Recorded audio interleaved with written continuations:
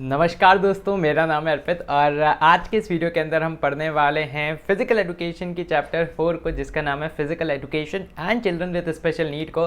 तो दोस्तों आप देखते रहे इस वीडियो को, और इस वीडियो के अंदर हम इस कंप्लीट चैप्टर को बहुत ही अच्छे से पढ़ने वाले हैं और उसके साथ साथ मैं आपको कुछ इतने इंपॉर्टेंट क्वेश्चन आज यहाँ पर बताने वाला हूँ जिनकी एग्जाम में आने की प्रोबेबिलिटी बहुत ही ज़्यादा है। तो आइए स्टार्ट करते हैं हमारे इस वीडियो को।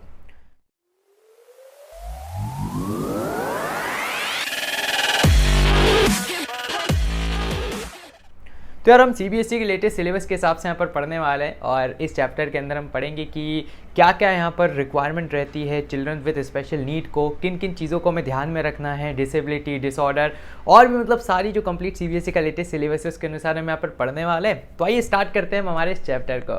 तो आइए अब हम स्टार्ट करते हैं फिजिकल एजुकेशन की 4th यूनिट, जिसका नाम है physical education and children with special needs. तो यार एक बहुत ही कमाल की यूनिट है और सबसे पहले हम देख लेते हैं कि इस यूनिट के अंदर हमें क्या क्या पढ़ना है। तो इस यूनिट के अंदर हम सबसे पहले पढ़ेंगे कंसेप्ट ऑफ डिसेबिलिटी क्या होता है, डिसऑर्डर क्या होता है, फिर हम देखेंगे वेरियस टाइप्स ऑफ डिसेबिलिटीज़, उनके कॉजेस और उनका नेचर क्या है, और यहाँ पर से हम देखेंगे यार फिर जो भी वेरियस टाइप्स ऑफ डिसेबिलिटीज़ आपके सिलेबस में मेंशन है, तो बहुत अच्छे से इन सारी चीज़ों को हम देखने वाले हैं। देन इसके बाद हम यहाँ पर से देखेंगे वेरियस टाइप्स ऑफ डिसऑर्डर्स और डिसऑर्डर्स क्या होते हैं, क्या इनके कॉजेज़ होते हैं। 5 तरह के डिसऑर्डर्स आपके सिलेबस में मेंशन है और यहाँ से भाई साहब बहुत सारे क्वेश्चंस आपके एग्जाम में आते हैं।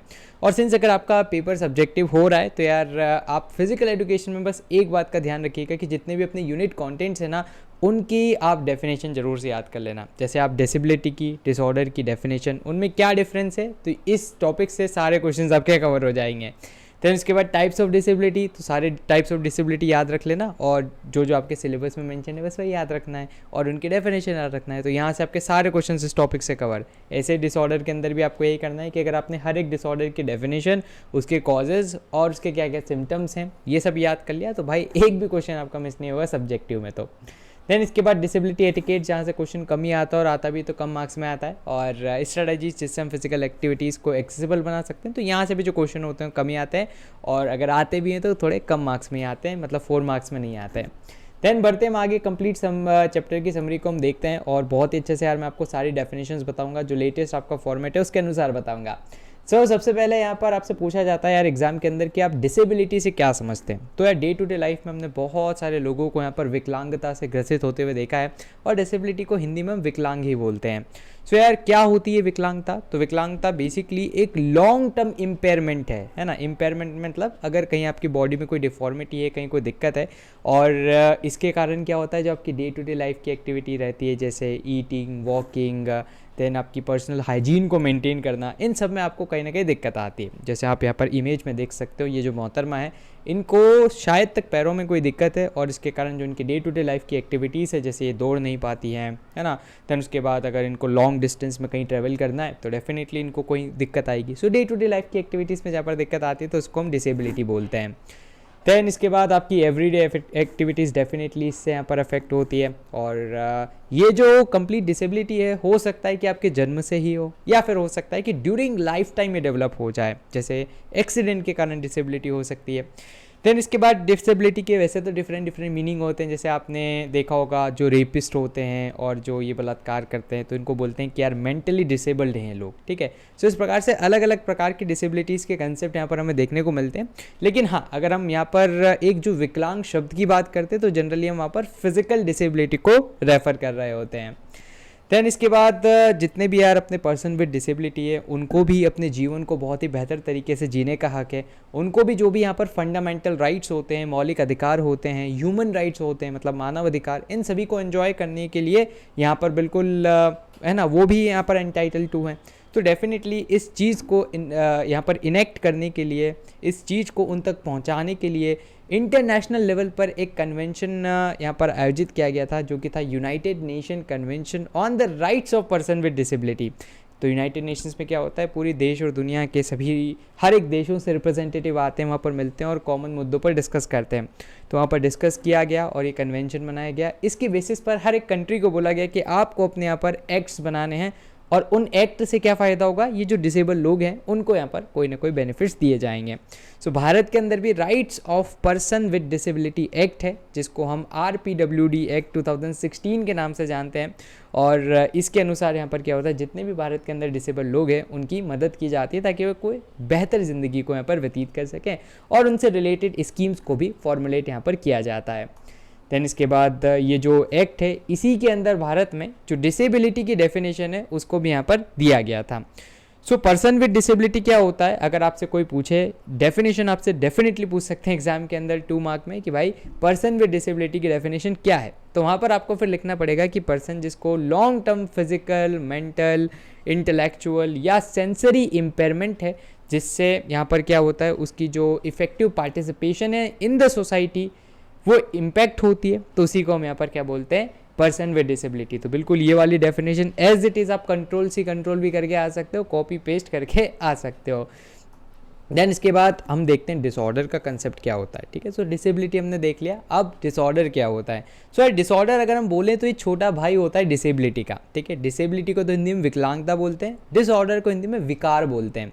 इसका मतलब क्या होता है कि जब हम मेंटल डिसेबिलिटीज़ की बात कर रहे हो, मतलब शरीर तो एकदम मस्त है, तंदुरुस्त है, हट्टा कट्टा है, लेकिन वैसा दिमाग में कहीं ना कहीं लोचा है, तो फिर वहाँ पर क्या हो जाएगा, डिसऑर्डर आपको हो सकता है। सो इससे भी जो डे टू डे लाइफ की परफॉर्मेंस है वो डेफिनेटली हिंडर होती है, और यहाँ पर से बहुत ज़्यादा जो मेंटल एंजाइटी, टेंशन है ना, फोकस ना होना, ये सारी चीज़ें आपको देखने को मिलती है।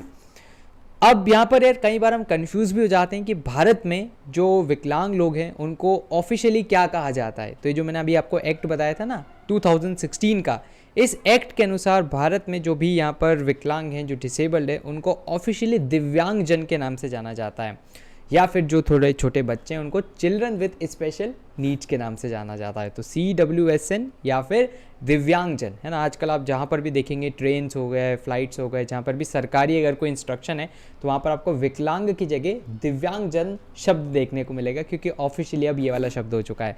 सरकार ने भी बहुत ज़्यादा केयर करी है जो डिसेबल लोग हैं उनकी, कोविड-19 तक में भी, और उनके लिए स्पेशल गाइडलाइंस को यहाँ पर निकाला भी गया था। देन इसके बाद एक प्रश्न जो अक्सर आपकी परीक्षा में पूछा जाता है वो है कि भाई जो आपकी डिसेबिलिटी और डिसऑर्डर है उसके बीच का बेसिक डिफरेंस बताओ।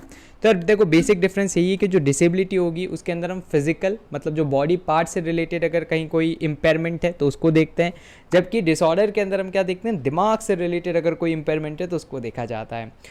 देन इसके बाद डिसेबिलिटी अगर हो जाती है तो यार नॉर्मल होने के चांसेस बिल्कुल न के बराबर हैं। फॉर एग्जांपल किसी का हाथ कट गया, पैर कट गया, नाक कट गई, तो वापस वो नहीं उगेगी, है ना, वो जैसी है वैसे ही, मतलब वहाँ पर इम्पेयरमेंट हो जाएगा।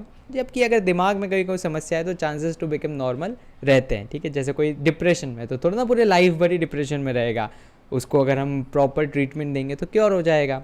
तो यहाँ पर बिल्कुल क्योर होने के चांसेस रहते हैं।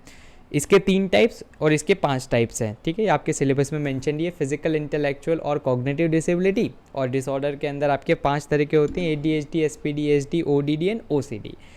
बढ़ते अब हम आगे, और जो आपका सेकंड टाइप है सिलेबस का पॉइंट है उसको हम देखते हैं। और यहाँ पर सबसे पहले हम देखेंगे कॉग्निटिव डिसेबिलिटी क्या होती है। तो यार ये आपने एक तारे ज़मीन पर मूवी थी, उसके अंदर एक छोटा सा लड़का था, उसको यहाँ पर देखा होगा, तो वहाँ पर उसको एक कॉग्निटिव डिसेबिलिटी थी। ये क्या होता है, बेसिकली एक न्यूरोलॉजिकल डिसऑर्डर होता है। न्यूरोलॉजिकल मतलब आपका पूरा नर्वस सिस्टम से रिलेटेड है ना, जिसमें आपका ब्रेन होता है, नर्व्स होती हैं, और पूरे कंप्लीट बॉडी को कवर यहाँ पर किया जाता है, जिससे अगर कोई भी सिग्नल भेजना हो तो वो नर्वस सिस्टम के द्वारा भेजा जाता है। तो न्यूरोलॉजिकल डिसऑर्डर है जो कि हिंड्रेंस यहाँ पर क्रिएट करता है, ऑब्स्ट्रक्शन क्रिएट करता है, जिसमें आप किसी भी इंफॉर्मेशन को आसानी से स्टोर, फिर उसको प्रोसेस और प्रोड्यूस नहीं कर पाते हो। तो जनरली आपको क्लास में भी कुछ ऐसे बच्चे देखते को मिलते हैं जिनके अंदर एक कॉग्निटिव डिसेबिलिटी होती है ना, वो आसानी से जो टीचर पढ़ा रहा है उसको स्टोर नहीं कर पाएंगे। फिर टीचर अगर बाई चांस कोई सवाल पूछ लेता है तो उसको जवाब भी नहीं दे पाएंगे, प्रोसेस नहीं कर पाएंगे, और इन्फॉर्मेशन को प्रोड्यूस भी नहीं कर पाएंगे। तो ये 3 सबसे ज़्यादा डिफ़िकल्टीज इसके अंदर आती है। और इसके कारण क्या होता है कि पर्सन आराम से किसी भी चीज़ को रीड नहीं कर पाएगा। कोई कंप्यूटेशन हो गई है ना, कुछ कैलकुलेशन का वहाँ पर दे दिया प्रॉब्लम, तो वो नहीं कर पाएगा, और स्पीकिंग और राइटिंग में भी यहाँ पर समस्या आने वाली है। देन इसके बाद इंडिविजुअल जिसको यार ये कॉग्निटिव डिसेबिलिटी होती है, जनरली उसके अंदर ये सिम्टम्स पाए जाते हैं। पहला सिम्टम क्या होता है, पहला सिम्टम होता है कि मेमोरी का डिसऑर्डर हो जाता है, तो वो चीज़ों को रिमेंबर नहीं कर पाएगा। ठीक है, जैसे टीचर ने खड़ा करके पूछ लिया, बताओ बेटा पानीपत की पहली लड़ाई कब हुई थी, कल ही पढ़ाया था, वो बोलेगा मैडम मैं तो भूल गया रिकॉल नहीं कर पा रहा हूँ, है ना। और तो वहाँ पर इसी को मेमोरी डिसऑर्डर बोलेंगे। हाइपर एक्टिविटी का मतलब क्या हो जाएगा कि लंबे समय तक वो अटेंशन नहीं पे कर पाएगा क्लास के अंदर। सो बच्चा बैठा है भाई साहब, है ना, बाहर से भाई साहब दूसरे सेक्शन के बच्चे जा रहे हैं तो वहाँ पर ध्यान जा रहा है, कभी कौन जा रहा है वहाँ ध्यान जा रहा है ना, कभी अपनी मन में खो रहा है, तो वहाँ पर क्या होगा कि वो लंबे समय तक अटेंशन नहीं पे कर पाएगा। और ये भी एक सिम्टम है जिससे हमें पता लग जाएगा कि हाँ भाई इसको कॉग्निटिव डिसेबिलिटी हो सकती है। डायलेक्सिया के अंदर क्या होता है कि यार आपको डिफ़िकल्टी आएगी राइटिंग में, स्पीकिंग में, रीडिंग में, तो ये सब जैसे आपको दिखे किसी बच्चे के अंदर समझ जाना कि भाई कॉग्निटिव डिसेबिलिटी के बहुत ही करीब है ये। देन इसके बाद सेकंड आ जाता है इंटेलेक्चुअल डिसेबिलिटी। मतलब ये यहाँ पर पूरा कंप्लीट गेम आपकी इंटेलिजेंस का होगा। तो इंटेलिजेंस में क्या हो जाता है कि किसी भी बातों को रीज़न करना कि ये सही है तो सही क्यों है, गलत है तो गलत क्यों है, तो वो नहीं कर पाएगा बच्चा। देन इसके बाद लर्निंग में दिक्कत आएगी, प्रॉब्लम सॉल्विंग में दिक्कत आएगी। तो जहाँ पर भी इंटेलिजेंस का आपको उपयोग हो रहा है ना, तो वहाँ पर अगर कहीं कोई दिक्कत आती है तो इंटेलेक्चुअल डिसेबिलिटी हो जाएगी। फिर जो मेन है अपनी वो है फिजिकल डिसेबिलिटी, और इसके अंदर आपकी जो physical functioning of the body वो बहुत ज़्यादा इंपैक्ट होगी। मोबिलिटी नहीं रहेगी, है ना। मोबिलिटी मतलब क्या होता है कि एक जगह से दूसरी जगह जाना, ट्रेवल करना, वो बिल्कुल आपको देखने को नहीं मिलेगा। देन यहाँ पर रेस्पिरेटरी डिसऑर्डर्स होते हैं, ब्लाइंडनेस, स्लीप डिसऑर्डर्स, तो ये सारी चीज़ें जो कि आपकी फिजिकल डिसेबिलिटी क्रिएट कर सकती है। देन इसके बाद क्या वेरियस कॉजेज़ हैं जिससे डिसेबिलिटी हो सकती है। तो पहला है जेनेटिक कॉजेज़। जेनेटिक मतलब वंशानुगत कॉजेज़, कि माता पिता को भी कोई डिसेबिलिटी है तो उसके डिसेंडेंट्स को, उसके बच्चों को भी वो डिसेबिलिटी हो रही है। देन मेंटल हेल्थ प्रॉब्लम्स के कारण हो सकता है कि यार कोई बच्चा बहुत ज़्यादा डिप्रेस्ड है, एनजाइटी है उसको, बाइपोलर डिसऑर्डर है, मतलब कभी क्या बिहेवियर शो करना, कभी दूसरा बिहेवियर शो करना, तो इससे भी यहाँ पर क्या हो सकती है, डिसेबिलिटी हो सकती है। एक्सीडेंट तो एक बहुत ही प्रोमिनेंट कॉज है डिसेबिलिटी का, और भारत में भी हर वर्ष बहुत सारे लोग एक्सीडेंट्स के कारण डिसेबल हो जाते हैं। देन इसके बाद और कुछ डिसेबिलिटीज़ हैं जो कि आपकी स्क्रीन पर आपको दिख रही हैं, जैसे एक्सीडेंट हो गया, इन्फेक्शियस डिजीज़ हो जाना, है ना, जिसके कारण कोई बॉडी पार्ट काटना पड़ जाए। देन उसके बाद प्रॉपर एजुकेशन ना होना, ड्रग्स को कंज्यूम कर लेना जिससे भी डिसेबिलिटी हो जाती है बहुत सी बार, है ना। पुअर अप्रोच हेल्थ के प्रति, बिल्कुल हेल्थ का ध्यान नहीं देना, है ना, कुछ भी खाते रहना, कुछ भी बिल्कुल सेडेंटरी लाइफस्टाइल रखना, तो डिसेबिलिटी हो सकती है। कुपोषण के कारण डिसेबिलिटी हो सकती है। कोई न्यूक्लियर एक्सीडेंट हो गया, जैसे आपने देखा होगा हिरोशिमा नागासाकी एटम बम फट गए थे भाई साहब, आज तक लोग वहाँ पर डिसेबल पैदा होते हैं। देन भोपाल गैस त्रासदी आपने सुना होगा 1984-85 के आसपास वो हुई थी, और वहाँ पर भी आज तक लोग जब वहाँ पर पैदा होते हैं उसके आसपास तो डिसेबल वो पैदा होते हैं। देन जहर के कारण बहुत सी बार हो जाता है, जहर पिया और वहाँ पर नर्वस सिस्टम ब्रेकडाउन हो गया, डिसेबिलिटी हो गई। कोई डिजीज़ के कारण हो सकता है, डेंजरस वर्किंग एनवायरनमेंट के कारण आपको क्या हो सकती है, डिसेबिलिटी हो सकती है, युद्ध के कारण डिसेबिलिटी हो सकती है, प्रॉपर इलाज ना हो पाना या इम्प्रॉपर वैक्सीनेशन हो जाना, जैसे अभी कोविड में आपने देखा होगा बहुत सारों को गलत वैक्सीन लग गई और इसके कारण वो डिसेबल्ड हो गए। तो ये सारे कॉजेज ऑफ डिसेबिलिटी आपको देखने को मिलते हैं। अब बढ़ते हम आगे यार, और सबसे इंपॉर्टेंट टॉपिक जो है, और यहाँ से मतलब हर साल क्वेश्चन आते हैं, 4 मार्क्स में आते हैं, 3 में आते हैं, 2 में आते हैं, और ये पार्ट आपको बहुत ही अच्छे से पढ़ के जाना है। 5 तरह के डिसऑर्डर्स हैं, इन सभी की आप सबसे पहले तो फुल फॉर्म याद रख लेना। ADHD attention deficit hyperactivity disorder, SPD sensory processor disorder, ASD autism spectrum disorder, ODD oppositional defined disorder, and OCD obsessive compulsive disorder. अब ये क्या क्या होते हैं इसको हम देखते हैं। सबसे पहला है ADHD attention deficit hyperactivity disorder, ठीक है। तो जो अभी हमने पढ़ा था ना, या मतलब नाम से ही क्लियर हो रहा है पहली बात तो कि अटेंशन आप क्लास में नहीं दे पाओगे और हाइपर एक्टिव हो जाओगे, ठीक है। सो इसमें क्या होगा, एक जगह स्टिल रह के सिट करना, फोकस करना, अटेंशन पे करने में आपको बहुत ज़्यादा समस्या होने वाली है। और जनरली ये भी पूछ लिया जाता है 2 मार्क्स के क्वेश्चन में कि अच्छा बॉयज़ में ज़्यादा पाया जाता है, गर्ल्स में पाया जाता है। तो देखो यार, अटेंशन की समस्या पर बॉयज़ में ज़्यादा रहती है, गर्ल्स में कम रहती है। इसलिए आपने देखा होगा भाई, क्लास में गर्ल्स अगर थोड़ी बहुत मस्ती वस्ती भी कर लेती तो भी एग्जाम में उनके अच्छे नंबर आते हैं, जबकि बॉयज़ भाई साहब इधर भी मस्ती करते हैं और वहाँ पर एग्जाम में फिर मार्क्स भी कम आते हैं, है ना। सो ये attention deficit hyperactivity disorder होता है। इसके सिम्टम्स क्या हैं, मतलब क्या क्या ऐसे कारण है जिसको आप देखोगे और पहचान लोगे कि अच्छा यार ये पर्टिकुलर बंदे को ADHD हो सकता है। तो जनरली अब सिम्टम कॉजेज ऑलमोस्ट आगे के सभी जो आपके डिसऑर्डर्स रहेंगे उनमें सेम ही आपको देखने को मिलेंगे। एक बार याद कर लेना, काम बन जाएगा। सो डेली एक्टिविटीज़ को भूल जाना, अटेंशन नहीं दे पाना, केयरलेस मिस्टेक्स करना, तो इससे आप पता लगाओ कि कह रहे भाई इसको ADHD की समस्या हो सकती है ना। एक जगह बैठ ना पाना लंबे टाइम तक, डे ड्रीमिंग करना, सोचते रहना, ख्याली पुलाव बनाना, अपने आप पर फोकस रखना बहुत ज़्यादा। Then problem in organising routine activities, routine activity को भी प्रॉपरली ऑर्गेनाइज नहीं कर पाना, इमोशन को यहाँ पर बिल्कुल कंट्रोल ना कर पाना और इजीली डिस्ट्रैक्ट हो जाना, तो डेफिनेटली यार अटेंशन की समस्या है। कॉजेस क्या हैं, क्या क्या अगर आप गलतियां करोगे तो आपको ADHD हो सकती है। टॉक्सिक सब्सटेंसेस से एक्सपोजर होना, ठीक है, तो एकदम हजार्डियस सब्सटेंसेस है, उसके आसपास आप जा रहे हो तो ये समस्या आ सकती है। हेरिडिटी से भी हो सकता है। स्ट्रक्चर और फंक्शन ऑफ द ब्रेन में कहीं दिक्कत है, क्योंकि भाई साहब मेंटल डिसऑर्डर्स हैं सारे, तो मेंटल है इसका मतलब दिमाग से रिलेटेड होगा, तो दिमाग में कहीं कोई दिक्कत है तो यहाँ पर आपको ADHD हो सकता है। प्री मैच्योर बर्थ, ठीक है, मतलब क्या होता है, जनरली 9 मंथ में बर्थ होता है, लेकिन 9 मंथ के अगर पहले ही किसी का बर्थ हो रहा है तो दिमाग सही से विकसित नहीं हो पाएगा और वहाँ पर क्या हो जाएगा, ADHD हो सकता है। बर्थ वेट कम होना, ब्रेन में इंजरी आ जाना, ट्रॉमा हो जाना, है ना, कोई बहुत बड़ा सदमा लग जाना, भाई ब्रेकअप हो गया भाई का और उसके बाद वो क्या हो गया, उसको ADHD की समस्या आ सकती है। डिसिप्लिन नहीं रहना फैमिली, इससे भी यहाँ पर अटेंशन की प्रॉब्लम हो सकती है। अगला है भाई सेंसरी प्रोसेसिंग डिसऑर्डर, तो नाम से ही पता लग रहा है यहाँ पर सेंसर्स जो आपकी बॉडी में रहते हैं ना, जैसे हाथ में सेंसर्स रहते हैं, नाक में सेंसर्स रहेगा, आंखों में सेंसर्स है, तो ये सेंसर्स क्या करते हैं, चीज़ों को सेंस करते हैं, वो इन्फॉर्मेशन ब्रेन तक भेजते हैं, ब्रेन उसके अकॉर्डिंग यहाँ पर रिस्पॉन्स देता है। फॉर एग्जाम्पल आप आग के सामने बैठे हुए हो, आग एकदम इंटेंसिटी उसकी अगर तेज हो जाएगी तो आप क्या करोगे, अपने हाथों को पीछे कर लोगे। क्यों करोगे, क्योंकि हाथों में सेंसर्स हैं जो कि आग को सेंस कर रहे हैं, और वो सेंसर से जैसे ही सिग्नल ब्रेन तक जाएगा, ब्रेन बोलेगा भाई पहली फुर्सत में हटा, तो आपको हाथ हटाना पड़ेगा और आप वहाँ पर आग की वो जो लपटों से बच जाओगे और झुलसोगे नहीं, ठीक है। तो उसको बोलते हैं सेंसरी प्रोसेसिंग डिसऑर्डर। लेकिन अगर आपके सेंसर्स काम नहीं कर रहे हो, कंप्लीट सिस्टम काम नहीं कर रहा है, तो आपको ये डिसऑर्डर हो जाएगा और उसके बाद फिर आपको डिफ़िकल्टी होगी in receiving and responding to particular वो जो इन्फॉर्मेशन है जो सेंसस से आ रही है। तो यहाँ पर नर्वस सिस्टम में ही दिक्कत आती है इसके अंदर, और सेंसरी प्रोसेसिंग डिसऑर्डर में आप बहुत ज़्यादा सेंसिटिव हो जाते हो टुवर्ड्स टच, ठीक है, किसी ने थोड़ा सा टच किया एकदम झंझनाटी मच जाएगी, या फिर हो सकता है कि आपको पता ही नहीं लगे, टेस्ट मूवमेंट इन सभी में आपको दिक्कत देखने को मिलती है। नाउ इनफैक्ट पर्सन बहुत ज़्यादा चिल्ला सकता है जब उसको जैसे टच किया जाए, तो ना उसको एकदम बहुत तेज़ ऐसा लगे कि बहुत तेज़ लग रही है, तो या तो ओवर सेंसिटिव हो जाएगा या अंडर सेंसिटिव हो जाएगा, एंड वो वॉमिट कर सकता है या अचानक से टेबल के नीचे दुबक सकता है, डर सकता है, तो ये सारी चीज़ें वहाँ पर हो सकती है। सिम्टम्स क्या है कि मेंटल, फिजिकल एंड साइकोलॉजिकल, 3 प्रकार से आप इसको कैटेगराइज करके लिख सकते हो परीक्षा के अंदर।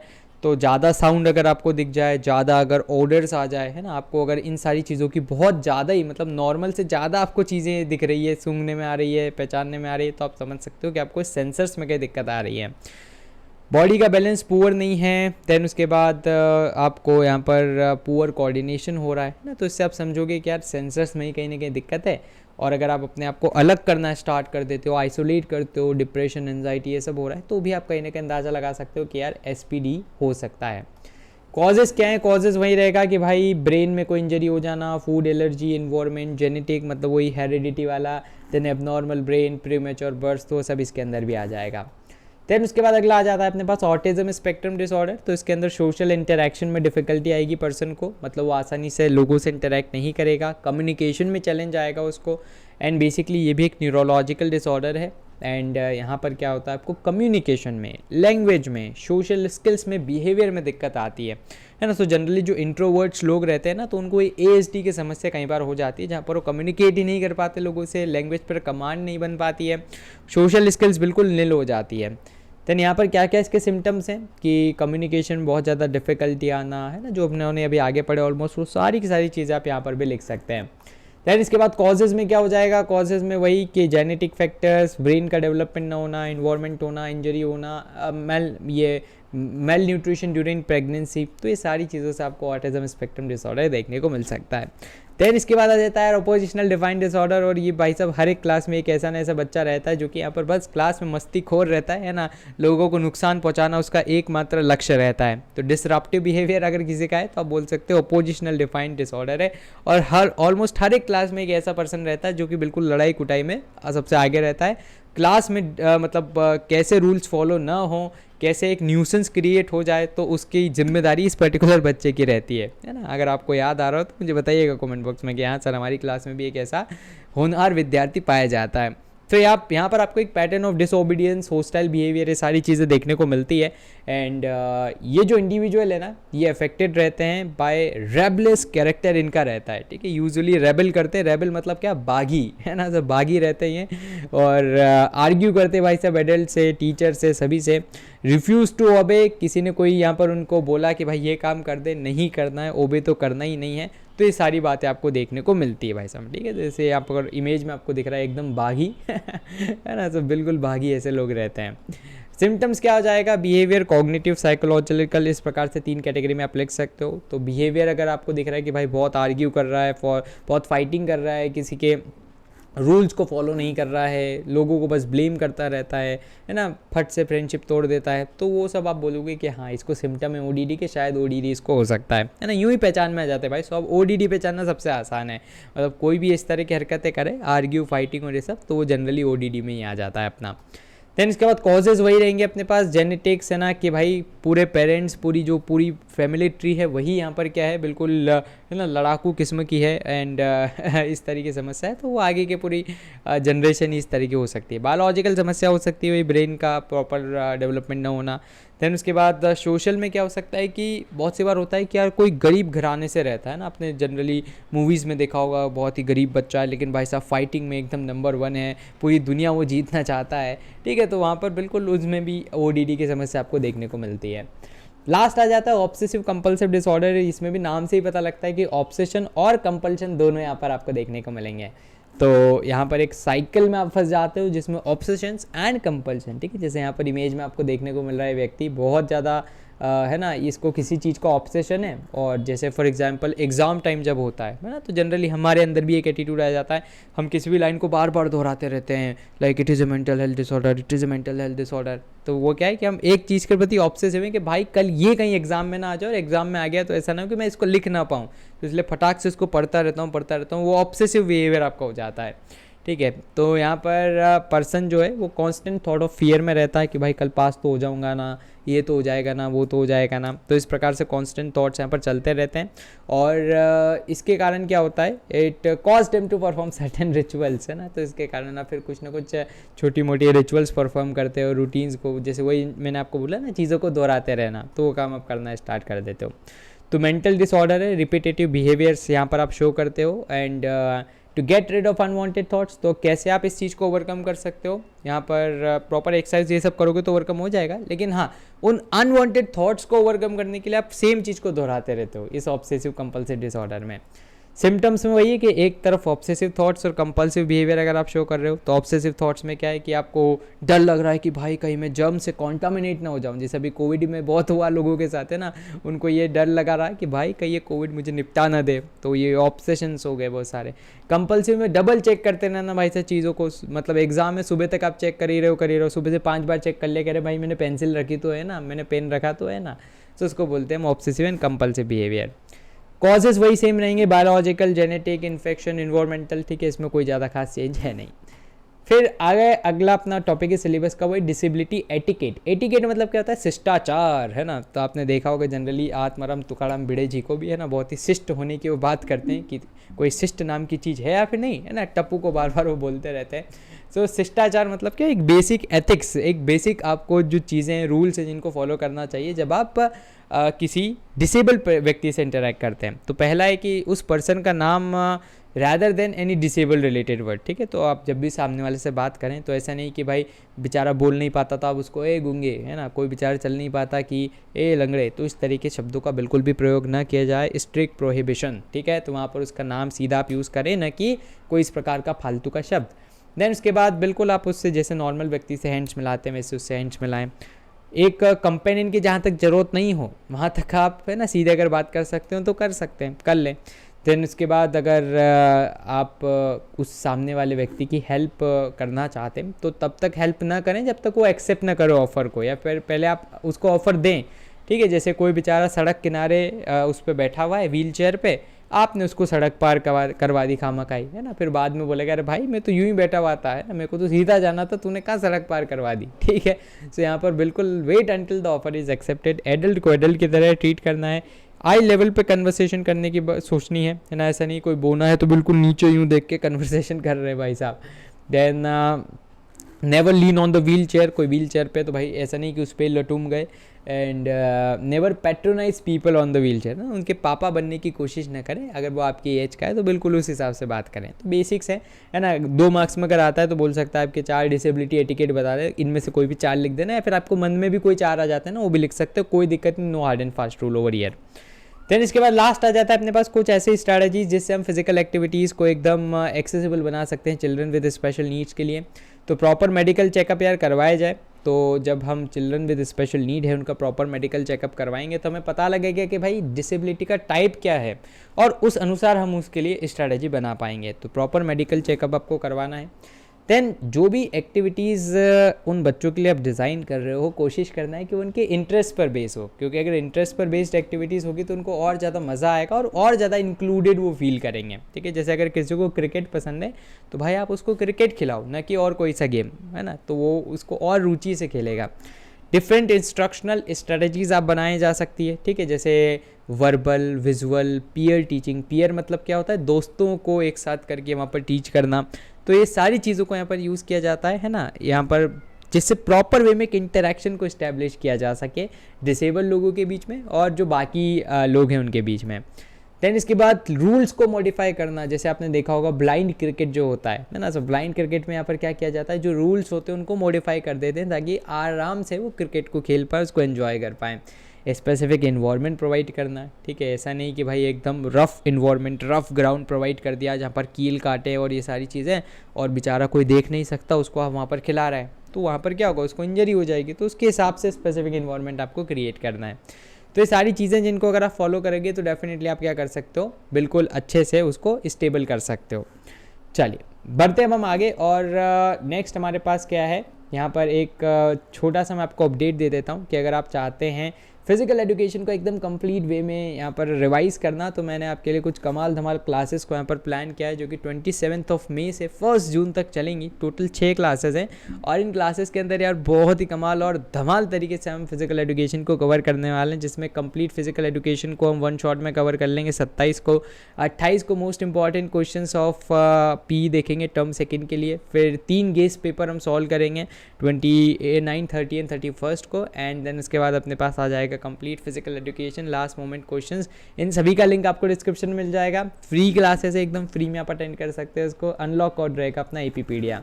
और साथ ही यार अगर आप अनअकैडमी का प्लस का सब्सक्रिप्शन लेना चाहते हैं, जो कि यार बहुत ही कमाल का ऑफर है, तो यहाँ पर अभी आप 30% तक सेव कर सकते हैं अगर आप 6ठी से 12वीं कक्षा के बीच में सब्सक्रिप्शन लेते हैं।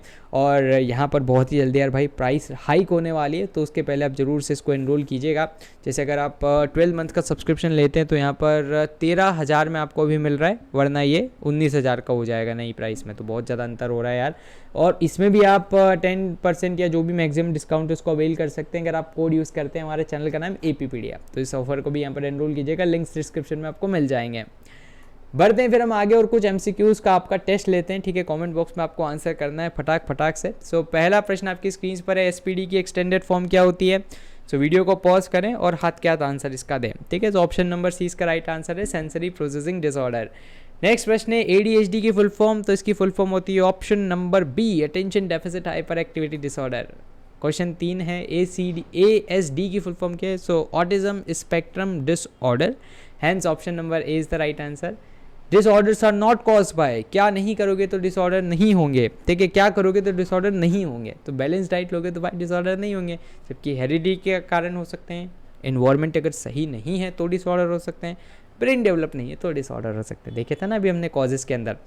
नेक्स्ट आ जाता है एक्सपेंडेड फॉर्म ऑफ ओडीडी, क्या हो जाएगा। सो ये हो जाएगा भाई वो क्लास वाला बच्चा जो भाई मारा कुटी में सबसे आगे रहता है, positional defined disorder, option number B. और सीडी की फुल फॉर्म क्या है, so obsessive compulsive disorder, option number 3। Name करना है एक ऐसा टीचर जो कि स्पेशली ट्रेन किया जाता है जिसको चिल्ड्रन विद स्पेशल नीड्स को डील करने के लिए, तो वो रहता है भाई साहब आपका स्पेशल एजुकेटर। ठीक है, तो उसको हम स्पेशली डील करते हैं यहाँ पर, उसको स्पेशली ट्रेन करते हैं कि तुझे डील करना है विद द CWSN, वरना फिजिकल एजुकेशन टीचर सबके साथ डील करता है। और लास्ट और थोड़ा सा दिमाग वाला क्वेश्चन कि विसल्स और गन कहाँ पर यूज़ नहीं किया जाएगा, कॉमनवेल्थ, डीफ, पैरा या फिर स्पेशल ओलंपिक। तो देखिए जो डीफ ओलंपिक रहता है, क्योंकि उन लोगों को सुनाई नहीं देगा, तो भाई विसल बजा के क्या उखाड़ लोगे, है ना, सुना ही नहीं देगा उनको, तो कैसे दौड़ेंगे वो। रेस है फॉर एग्जांपल, तो वहाँ पर क्या करते हैं, फ्लैश लाइट्स और इन सारी चीज़ों का यूज़ करते हैं जिससे उनको दिखे, है ना, जैसे फ्लैश लाइट जलेगी वो दौड़ना स्टार्ट करेंगे, वरना गन फायर करोगे उनको सुनाएगा ही नहीं, ठीक है। हैंस और यहाँ पर ऑप्शन नंबर 20 का राइट आंसर रहेगा। प्रीवियस ईयर क्वेश्चन देख लेते हैं कि चाइल्ड अगर एडजस्ट नहीं कर पा रहा है सोसाइटी में, कोई दोस्त नहीं है, सोशल नहीं है, तो वो अपने ने पढ़ा ही था, कम्युनिकेशन में दिक्कत आएगी, सब होगा, तो ऑटिज्म स्पेक्ट्रम डिसऑर्डर हो जाएगा ASD।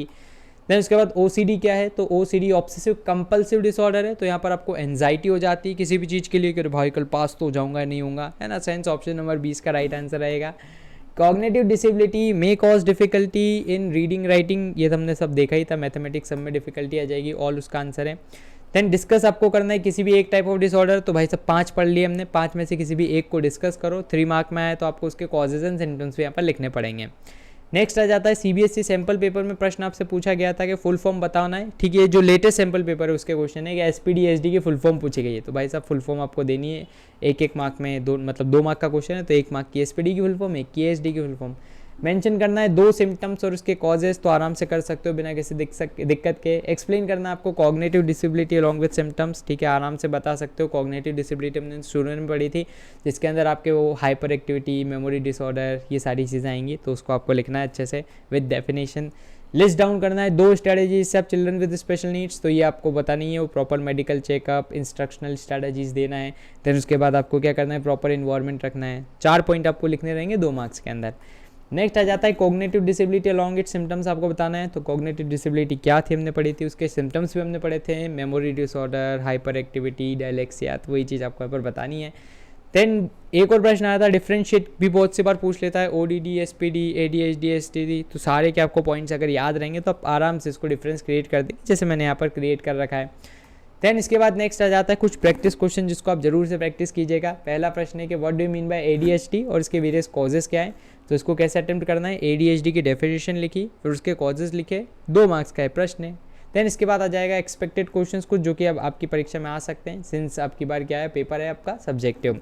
So difference between disability disorder क्या है, आराम से पूरा मैंने चार्ट बना रखा है, वही चार्ट को एज इट इज़ आपको कॉपी पेस्ट करना है। SPD क्या होता है, इसकी कॉजेज नेचर बताना है, ठीक है, तो कॉजेज तो आप आराम से बता ही दोगे। नेचर के अंदर आपको क्या बताना रहता है, जनरली उसका सिम्टम बताना रहता है, और क्या मतलब SPD के अंदर होता है, ठीक है, तो सारी चीज़ हमने देखी, आप आराम से इसको बता ही सकते हो। सो यहाँ पर हमारा चैप्टर होता है समाप्त। फिलहाल के लिए इस वीडियो में इतना ही। मुझे उम्मीद है कि आपको ये वीडियो पसंद आया होगा। अगर आपके डाउट हो, सवाल या सुझाव हो, तो उसको जरूर से कमेंट बॉक्स में आप लिख दीजिएगा। 5000 का जो लाइक टारगेट है उसको जरूर से याद रखिएगा, और हमारे चैनल को भी सब्सक्राइब कर लीजिएगा, क्योंकि इस प्रकार का एकदम सॉलिड कंटेंट हम आपके लिए लाते रहते हैं। तो फिलहाल के लिए इस वीडियो में इतना ही। धन्यवाद।